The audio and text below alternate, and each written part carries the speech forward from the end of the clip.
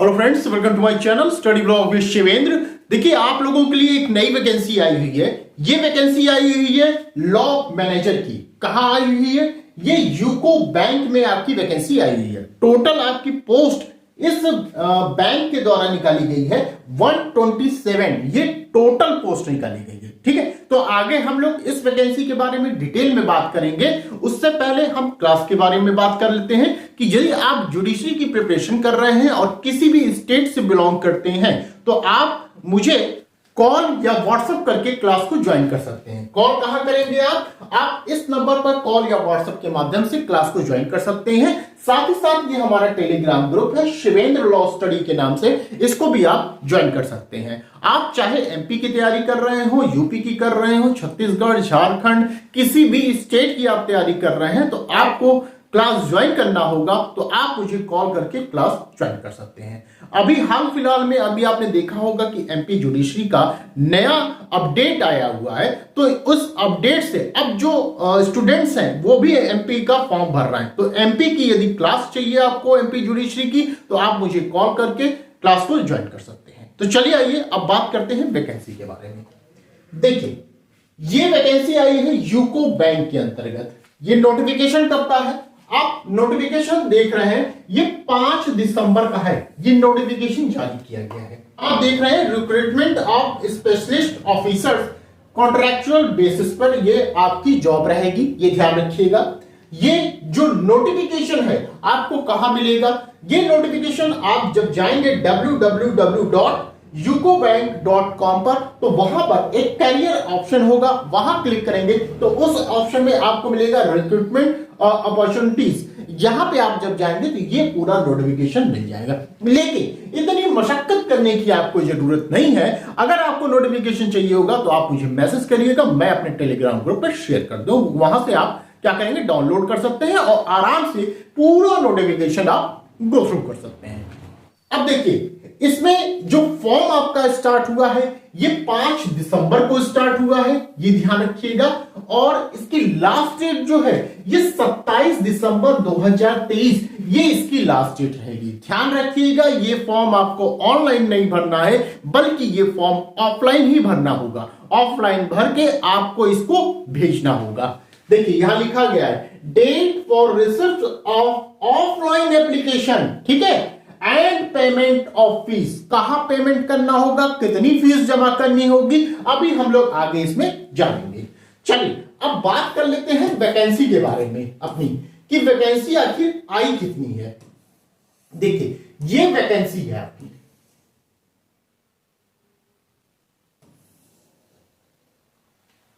इसको मैं छोटा कर लेता हूं कि आप लोगों को आराम से दिखे। अगर नहीं भी दिखता है तो मैं साइड में यहां पर लिख दूंगा कि किसके लिए कितनी वैकेंसी आई हुई है। देखिए, ये टोटल जो पोस्ट निकाली गई है इस बैंक के द्वारा, ये कितनी है? 127 ये पोस्ट निकाली गई है। आप देख रहे होंगे यहां पे, अगर आपको दिख रहा होगा तो ये 127 ये पोस्ट निकाली गई है। जब आप अपने मोबाइल में देख रहे हैं या कहीं भी देख रहे हैं, अगर जूम करेंगे ना तो वहां पे आपको क्लियर दिख जाएगा। तो 127 ये पूरी टोटल पोस्ट निकाली गई है। अब लॉ वालों के लिए कौन सी पोस्ट है और कितनी निकाली गई है, तो ध्यान रखिए, यहां पर एक पोस्ट है 21 नंबर पर, मैनेजर लॉ की पोस्ट है। अब इसमें हम देखते हैं किस किस को कितनी पोस्ट निकाली गई है। देखिए, ध्यान से समझिए, यहां जैसे एससी है, मैं यहां पर लिख देता हूं, शायद आपको ना दिख रहा हो तो मैं लिख देता हूं यहां पर एससी के लिए एक पोस्ट निकाली गई है। वहीं पर एसटी के लिए कोई पोस्ट नहीं है यहां पर। फिर उसके बाद यहां पर है ओबीसी के लिए है, ओबीसी के लिए है, कितनी पोस्ट है यहां पर? ओबीसी के लिए 3 पोस्ट निकाली गई है। और फिर यहां पर ईडब्ल्यूएस के लिए निकाली गई है, ईडब्ल्यूएस के लिए 1 निकाली गई है। और उसके साथ साथ यहां पर 8 यूआर अनरिजर्व वालों के लिए 8 पोस्टें निकाली गई है। अब टोटल अगर पोस्ट की संख्या की हम बात करें तो टोटल पोस्ट हो गई आपकी 13। ठीक है, ये 13 आपकी पोस्ट ये निकाली गई है इस बैंक के द्वारा, लॉ वालों के लिए निकाली गई है। ध्यान रखिएगा, जो पोस्ट का नाम है मैनेजर लॉ, ये आपका पोस्ट का नाम है और ये इस पोस्ट के अंतर्गत 13 पोस्ट निकाली गई है, जिसमें से एससी के लिए 1 है, एसटी के लिए नहीं है, यहां पर ओबीसी के लिए 3 है, ईडब्ल्यूएस के लिए 1 है, अनरिजर्व के लिए 8 पोस्ट निकाली गई है। अब देखिए इस पोस्ट के अंतर्गत अब हम लोग एज और क्वालिफिकेशन की बात कर लेते हैं। देखिए 21 पे था हमारा, ये 21 पे है। मैनेजर लॉ कॉन्ट्रैक्चुअल बेस पे ये पोस्ट निकाली गई है, ध्यान रखिएगा।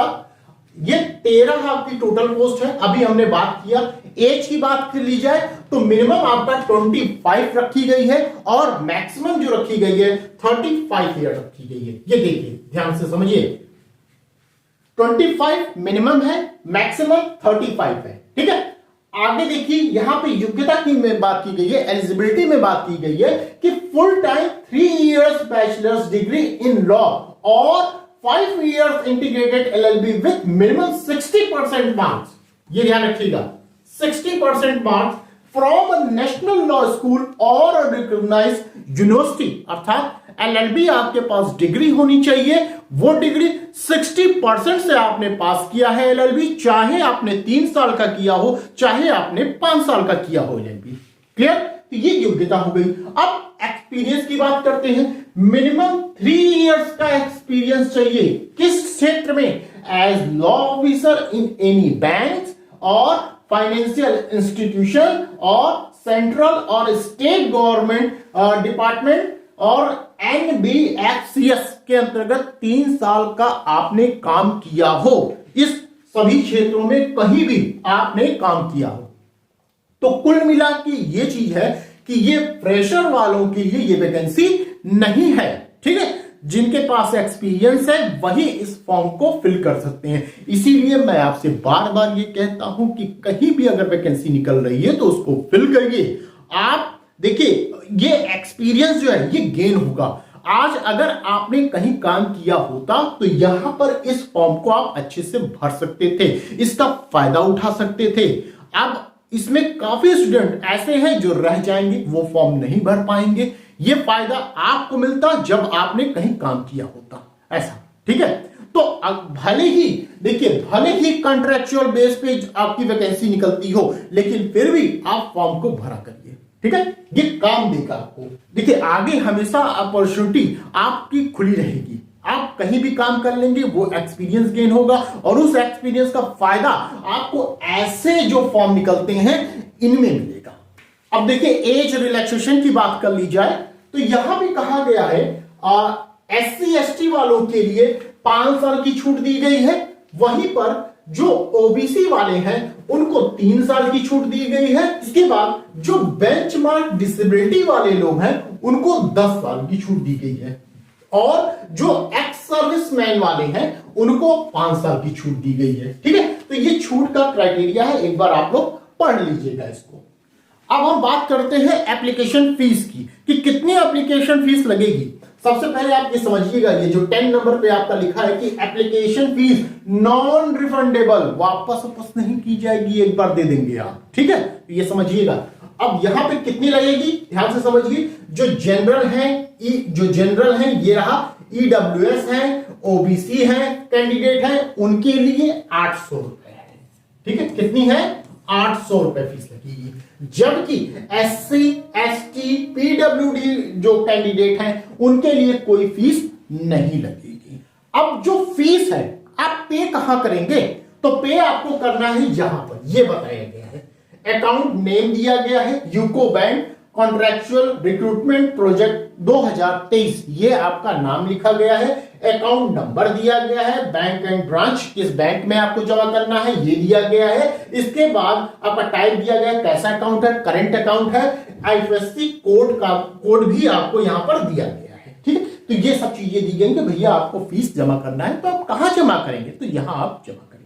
जो कॉन्ट्रैक्चुअल पोजीशन आपकी रहेगी, मैंने कहा ना कि ये जॉब कैसी है, आपकी कॉन्ट्रैक्चुअल बेस पे है। तो कितने साल तक के लिए आप रहेंगे? आप 3 इयर्स के लिए रहेंगे। ये देखिए लिखा गया है 3 साल तक का आपका कॉन्ट्रैक्ट रहेगा इस, और इसके बाद आपका कॉन्ट्रैक्ट आगे बढ़ भी सकता है। वो आपके ऊपर निर्भर करता है कि आपका काम कैसा है, आप कैसा रिस्पॉन्स दे रहे हैं, उस बिहाफ पर आपका जो कॉन्ट्रैक्चुअल वो बढ़ जाएगा, ठीक है। तो जैसे 3 साल है तो हो सकता है 1 आध साल और बढ़ जाए, 4 साल हो जाए, तो ये आपके काम पर डिपेंड करता है। जो पोस्ट हमारी है मैनेजर लॉ की, तो इस पे स्किल रिक्वायरमेंट क्या होगी? 3 रिक्वायरमेंट यहां मांगा गया है। पहला मांगा गया है कि good understanding of legal framework कहा गया है। दूसरा, नॉलेज ऑफ बैंकिंग लॉ, मतलब बैंक के अंतर्गत कुछ नॉलेज आपको बैंक की भी होनी चाहिए। और तीसरा कहा गया गुड ड्राफ्टिंग स्किल्स आपके अंदर होना चाहिए। इस वैकेंसी में कहीं भी यह मेंशन नहीं किया गया है कि आपका सिलेबस क्या होगा, सिलेबस नहीं बताया गया, लेकिन फिर भी आप ये मान के चलिए कि कुछ पोर्शन आपके लॉ से पूछे जाएंगे, तो कुछ पोर्शन आपके मैथ, रीजनिंग, इंग्लिश यहां से भी पूछे जाएंगे। क्योंकि बैंक की आपकी जॉब है, तो जाहिर सी बात है बैंक में आपके मैथ और रीजनिंग तो आनी ही आनी है, ये तो तय है। तो यहां से भी क्वेश्चन आपसे पूछे जाएंगे। देखिए, इसमें जो प्रोसेस जो बताया गया है कि आपका एग्जाम जो होगा वो रिटन में होगा, रिटन टेस्ट में आप क्वालिफाई करते हैं तो फिर उसके बाद आपका इंटरव्यू होगा। अब यहां पे देखते हैं, देखिए ये फॉर्म है, इसी फॉर्म को फिल करके आपको सेंड करना होगा। ये पूरा फॉर्म है, ये आप देख लेंगे। नोटिफिकेशन नहीं मिलता है तो मुझे बताइएगा, नोटिफिकेशन मैं आपको प्रोवाइड कर दूंगा, ये डाउनलोड कर लीजिएगा, ये फॉर्म अच्छे से आप पढ़ लीजिएगा, ठीक है। तो आई होप आपको इस वैकेंसी के बारे में जो जानकारी मेरे द्वारा दी गई है आपको समझ में आई होगी। यदि ये वीडियो आपको पसंद आई हो तो प्लीज वीडियो को लाइक कर दीजिएगा, शेयर कर दीजिएगा, और चैनल पे यदि आप नए हैं तो चैनल को सब्सक्राइब कर दीजिएगा। तो बस आज के लिए इतना ही, फिर मिलते हैं नेक्स्ट वीडियो में। Thank you.